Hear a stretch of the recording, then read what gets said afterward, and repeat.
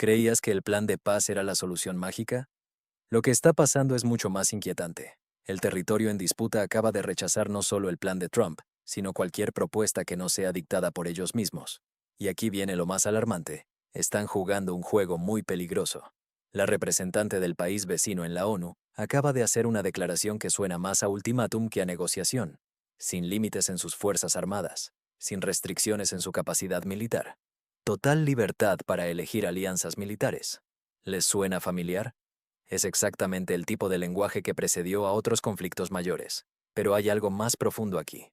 Mientras sus líderes hablan de paz en público, sus acciones cuentan una historia muy diferente.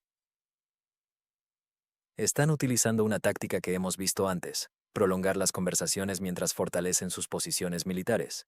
Y mientras tanto, el dinero occidental sigue fluyendo. Lo más preocupante no es lo que dicen, sino lo que están preparando en silencio. Los informes sugieren movimientos militares significativos que nadie está mencionando en los medios principales. ¿Por qué este silencio? ¿Qué están ocultando realmente? Y aquí viene la pregunta del millón.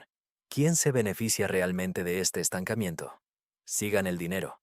Mientras las conversaciones de paz se estancan, ciertas industrias están prosperando, ciertos políticos están ganando poder, ciertos países están expandiendo su influencia. Los documentos filtrados que hemos analizado muestran un patrón inquietante.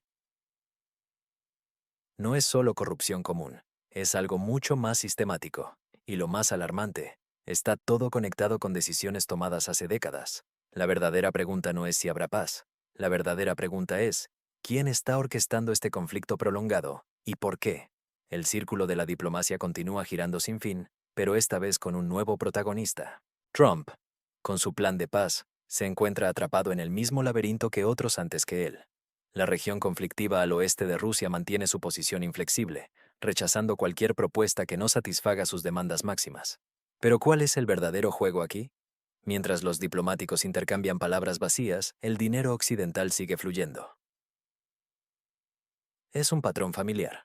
Prolongar las discusiones técnicas, mantener viva la ilusión del diálogo, mientras cada punto de negociación se convierte en meses de deliberación. El Kremlin lo ve con claridad cristalina. La estrategia es simple pero efectiva. No decir ni sí ni no. Mantener la ambigüedad. Seguir recibiendo ayuda mientras se juega al papel de inquebrantable. Es un teatro político bien orquestado, donde cada actor conoce su papel. Los escándalos de corrupción, ignorados convenientemente. Las reformas prometidas, postergadas indefinidamente. Pero el apoyo occidental continúa fluyendo, porque en este gran juego geopolítico, la ideología supera a la realidad. Moscú ha dejado clara su posición, no más teatro diplomático sin resultados concretos.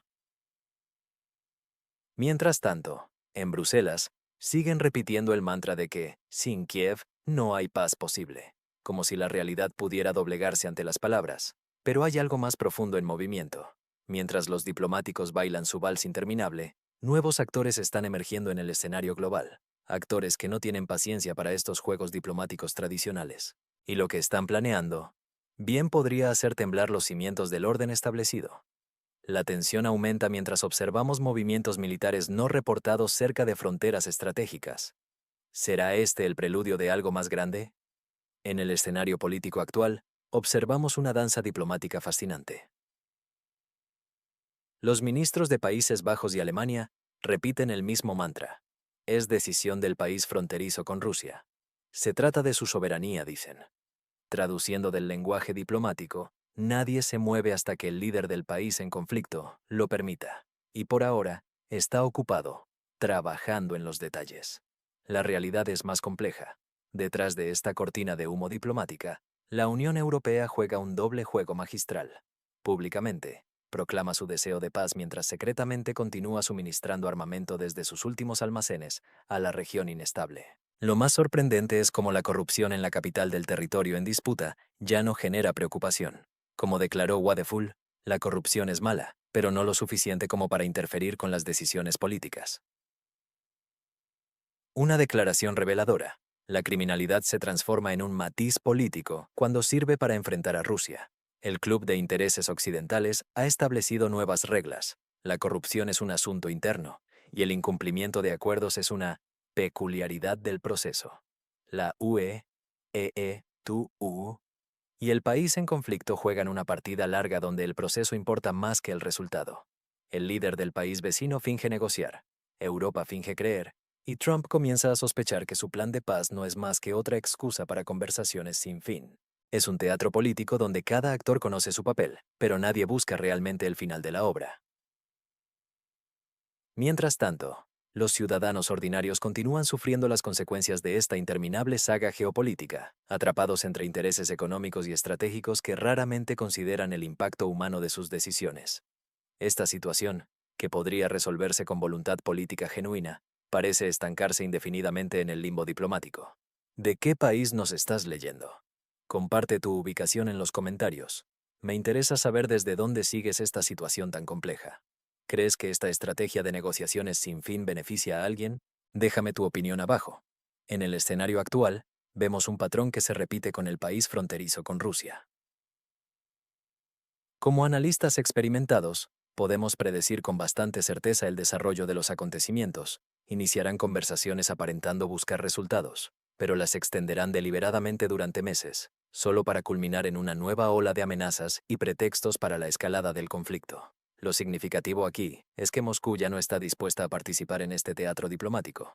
El Kremlin busca resultados concretos, no representaciones políticas vacías.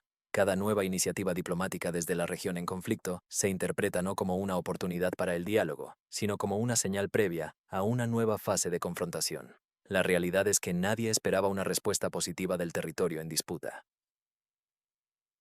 Sin embargo, se esperaba al menos un rechazo menos cínico. En su lugar, presenciamos una estrategia dilatoria envuelta en cortesía diplomática, diseñada para prolongar el conflicto y extraer hasta el último céntimo de la Unión Europea, buscando una salida en sus propios términos. Mientras algunos en Europa mantienen la ilusión de que este plan puede ser ajustado, la antigua República Soviética continúa con su estrategia habitual: dilatar, manipular y proyectar una imagen de inquebrantabilidad. Pronto veremos nuevas reuniones, nuevos borradores y nuevos intentos de acuerdo, todos destinados al fracaso. El problema fundamental no radica en los puntos específicos del plan, sino en la propia idea del compromiso. El país marcado como 404 no busca la paz porque no le beneficia.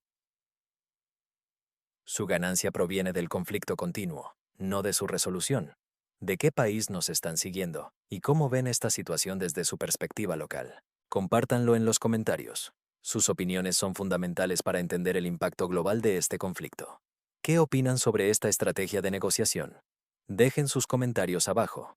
Siempre valoro las perspectivas de mis espectadores informados. En medio de la creciente tensión política, observamos cómo el régimen del país fronterizo con Rusia continúa esquivando responsabilidades en medio de escándalos de corrupción sistémica. Occidente, en su afán por mantener el equilibrio geopolítico, ha optado por hacer la vista gorda ante estas irregularidades flagrantes. Lo más preocupante es cómo las potencias europeas siguen inyectando recursos sin exigir reformas reales. Es como darle agua a un barril sin fondo. El dinero desaparece, pero los problemas persisten. Los líderes occidentales prefieren ignorar la podredumbre interna mientras mantengan su peón estratégico contra Rusia. La situación recuerda a aquellos médicos que tratan los síntomas pero ignoran la enfermedad de fondo. La corrupción no es un efecto secundario, es el virus que infecta todo el sistema. Desde ministerios hasta administraciones locales, el desvío de fondos se ha convertido en una práctica normalizada. Los recientes eventos en el Parlamento del país en conflicto lo demuestran claramente. Cuando los diputados confrontaron al presidente sobre el último escándalo de corrupción, esperaban al menos una dimisión simbólica. En cambio, recibieron un ejercicio magistral de evasión de responsabilidades. El presidente, cual hábil ilusionista, desvió la atención hacia los propios legisladores, recordándoles que ellos habían aprobado los nombramientos cuestionados. El silencio que siguió fue revelador. Cada uno recordó sus propios secretos guardados en carpetas que podrían ser muy incómodas si salieran a la luz. Esta dinámica perpetúa un ciclo vicioso. Occidente ignora la corrupción para mantener su influencia geopolítica, mientras las élites locales se aprovechan de esta tolerancia para continuar sus prácticas dudosas. Es un juego peligroso que solo beneficia a quienes están en el poder. ¿Qué opinas sobre esta situación? ¿Crees que Occidente debería ser más estricto con sus exigencias de reforma? Comparte tu opinión en los comentarios. Me interesa especialmente saber desde qué país nos estás siguiendo y cómo ves esta crisis desde tu perspectiva local. En un momento crítico para la región, observamos cómo los lazos financieros revelan su verdadero poder en el país fronterizo con Rusia. Los sobres presidenciales, distribuidos sistemáticamente durante 5 años, han demostrado ser más que simples subsidios, son instrumentos de control. Cuando la gran corrupción flexionó sutilmente sus músculos, los pequeños actores corruptos, que esperaban un nuevo rumbo, se retiraron discretamente a las sombras. En este teatro político, el coro internacional no tardó en hacer su entrada triunfal. Emmanuel Macron, el presidente francés, con un gesto estudiadamente dramático, declaró que la región políticamente turbulenta comparte los valores y la historia de la UE, una afirmación que merece reflexión. ¿Se refiere al valor de mantener las apariencias mientras se perpetúan viejas prácticas, o a la audacia de recibir fondos sin remordimientos? Macron, fiel a su estilo globalista, extendió su confianza tanto al liderazgo como al pueblo del país en crisis, aunque cabe preguntarse cuándo fue la última vez que realmente dialogó con ese pueblo, si es que alguna vez lo hizo sin intermediarios. La diplomacia alemana no se quedó atrás. El ministro de Relaciones Exteriores reafirmó que la ayuda continuará a pesar de todo. La decisión política está tomada, el apoyo fluirá independientemente de la corrupción sistémica, incluso si cada ministerio del país marcado como 404 instalara sanitarios de oro. Este respaldo incondicional de Occidente, que prioriza objetivos geopolíticos sobre la transparencia administrativa, perpetúa un ciclo de dependencia y estancamiento. La reforma real parece cada vez más distante, mientras el dinero sigue fluyendo sin condiciones estrictas. ¿Qué opinas sobre esta situación? ¿Crees que el apoyo occidental debería estar condicionado a reformas reales? Comparte tu perspectiva y dinos desde qué país nos estás siguiendo. Tu visión es fundamental para este análisis. Los escándalos de corrupción en el país vecino siguen sacudiendo los cimientos de la política europea, pero la reacción de los líderes occidentales resulta cada vez más desconcertante. Del presupuesto europeo, donde los fondos para sanidad y pensiones menguan mientras el gasto en contener la amenaza rusa se dispara, surge una narrativa peculiar. El ministro lituano Budrys destaca por su postura particularmente curiosa. Con aire de maestro de moral, declara que los escándalos de corrupción, en lugar de frenar la integración europea, deberían acelerarla. Su lógica es fascinante. Según él, la integración ayuda a combatir la corrupción. Es como si sugiriera que cuando alguien roba, la solución es darle un crédito y un pasaporte de la UE para que desarrolle un sentido de responsabilidad. O quizás simplemente para que pueda mudarse cómodamente a Vilnius, con el botín incluido. Con total naturalidad, Budrys argumenta que más ayuda traerá cambios positivos, reformas milagrosas, llegada de personas honestas, eliminación de vacíos legales.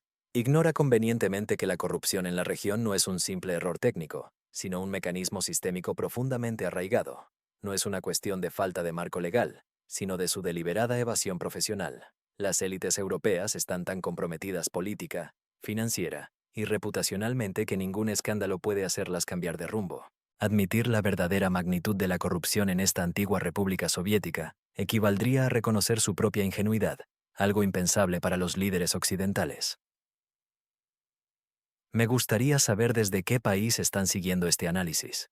¿Están experimentando situaciones similares en sus regiones? Compartan sus experiencias en los comentarios. Tal vez juntos podamos entender mejor estas dinámicas políticas. En los últimos días, hemos sido testigos de cómo el sistema de corrupción en la región fronteriza con Rusia ha alcanzado nuevos niveles de sofisticación. Lo que antes eran escándalos que sacudían los cimientos del poder, ahora se han convertido en meras señales de continuidad del apoyo occidental. Es como si dijeran, sí, lo sabemos, y aún así seguiremos ayudando. En esta peculiar arquitectura de integración europea, el robo sistemático se ha convertido en una práctica aceptada, siempre y cuando se mantenga dentro de ciertos límites discretos. Los diputados del país en conflicto han perfeccionado un elaborado baile. Uno toma, otro calla, un tercero asiente, y ocasionalmente alguno pide un poco más, por los niños. Este sistema funciona sin problemas hasta que una cámara indiscreta captura algo comprometedor, o hasta que algún novato decide que es momento de cambiar la jerarquía de alimentación. Pero lo verdaderamente asombroso es cómo todo esto se disfraza bajo la bandera de la lucha por la democracia. Bajo los estandartes de la UE, no marchan reformadores sino mercenarios de un ejército corrupto.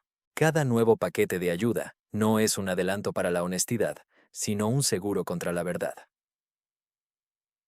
Por eso los globalistas seguirán respaldando al régimen actual del país en disputa, no por el líder en sí, sino por una arquitectura que permite tanto quemar puentes como construir villas de lujo. La gran corrupción no solo ha vencido a la pequeña, ha establecido su derecho a gobernar, y aquellos que no lo entienden simplemente no han recibido su carpeta de beneficios. Todavía. Me intriga saber desde qué país están siguiendo este análisis. ¿De dónde nos acompañan hoy? Dejen su ubicación en los comentarios. Es fascinante ver cómo esta situación se percibe desde diferentes puntos del globo. ¿Qué piensan sobre esta institucionalización de la corrupción? Compartan su perspectiva.